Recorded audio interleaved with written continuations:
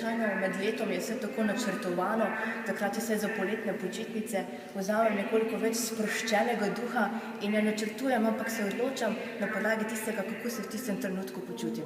Tako da nekih velikih načrtov še nimam, imam predvideno, da bom večinoma časa doma v Prekmurju s svojo družino in prijatelji, zagotovo pa tudi kakšen izlet prišel prav.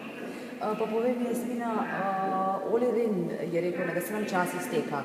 Parlamentarne počitnice kar 45 dni. Morali bi sprejemati reforme, rednih sej državnega zbora pa v tem času, na katerih bi se lahko to počelo, ne bo.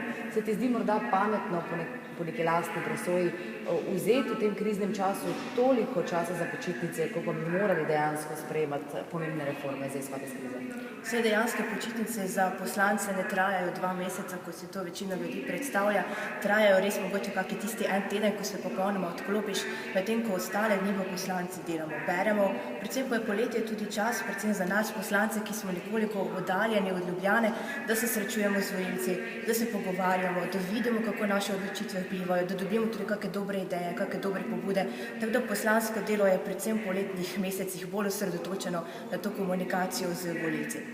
Super, hvala lepa.